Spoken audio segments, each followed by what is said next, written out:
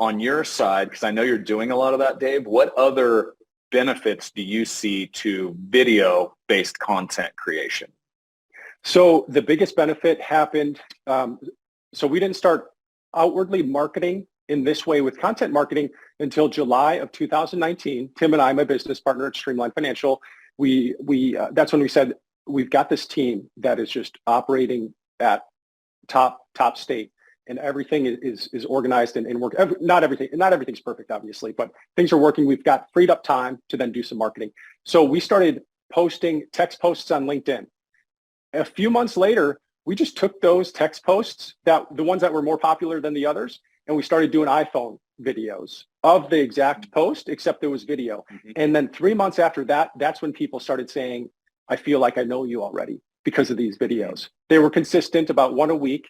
And that alone, we weren't getting new clients or new meetings even from LinkedIn marketing the first 6 months, or maybe it took about 3 or 4 months. But when someone was saying that, I feel like I know you already, and it's our first meeting, that's all we needed to say, okay, we got to keep doing video.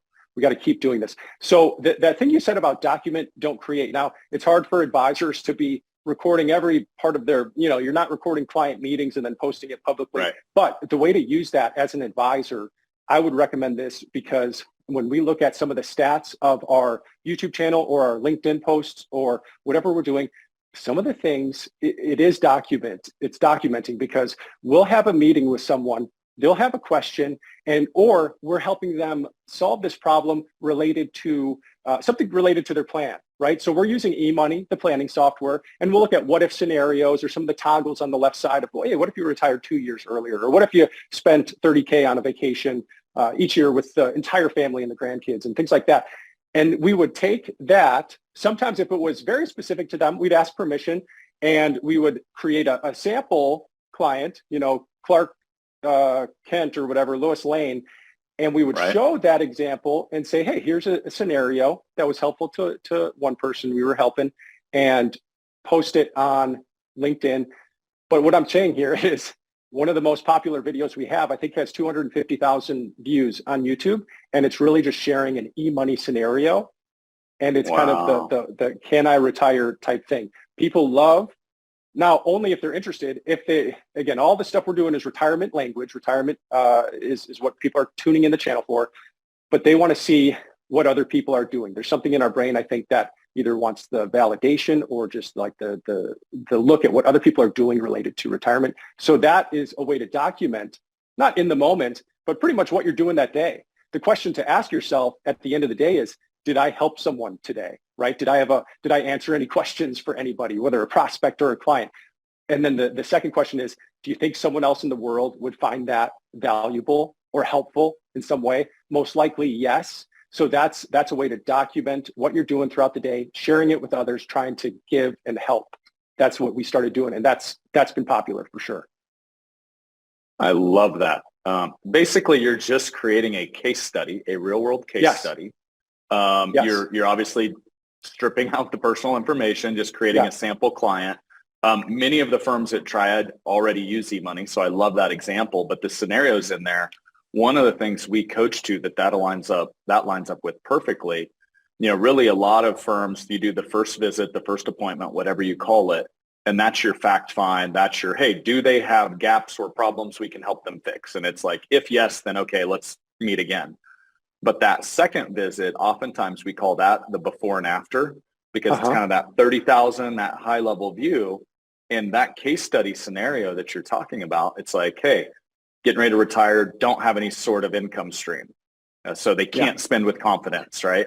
Oh, here's the after that we don't know the exact strategy, but we feel confident, and you can just toggle that back and forth in eMoney.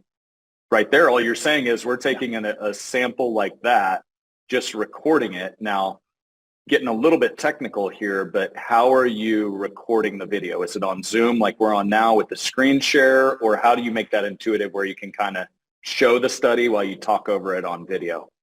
So kind of the get into the tech side, tech stack. Is that good? Let's do it. I think, so in the beginning, what we were doing was mainly iPhone to keep it as simple as possible. and a $9 or maybe $15 lapel mic that just plugged into the iPhone. And we weren't doing anything fancy yet. We were sharing just verbally some helpful tips or questions that we answered that day. And you might even be able to go back. Well, the problem with LinkedIn is you got to scroll a long time once you get to someone's feed, but you could see some of those early videos, 30 seconds, 60 seconds. And it was iPhone. But now, as we're talking about this documenting and kind of sharing what you're doing, for a while, we were using Loom, which is records your screen, and then you're in the corner of the screen as well, because it's recording you from your camera. So that was the simplest way to do this. Later, once we started getting some traction and people were, we were starting to grow the channel a little bit, we upgrade the tech and we're using a nice camera now. And then we're using a software that is kind of like I guess you could call it a switchboard, but it's called Ecamm Live. And I think it's 10 or 15 bucks a month.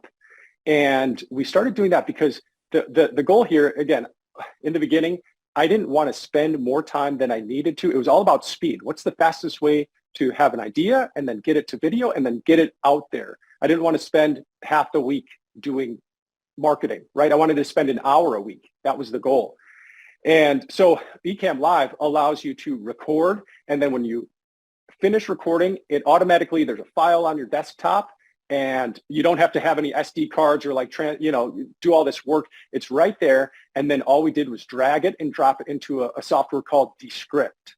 And that is a AI software that automatically takes out all of the long pauses. Let's pretend you had 5 bullet points and you're at bullet point 3 and you had to kind of think about what the next thing was that you were going to say. You can just, during the video you're recording, one take, and you're kind of thinking about this next point of Roth conversion or timing or something like that. And you want to think about what you're going to say, you get it, and then you start talking. What Descript does is it just automatically with one button removes all of the pauses that are longer than 2 seconds or 3 seconds, and then creates a jump cut, which is just a very clean transition from where you were to the next scene. So that sped up the process. For the first 2 years of doing this, it was just me doing the editing, and it was because of Ecamm Live and Descript that made it so fast and easy.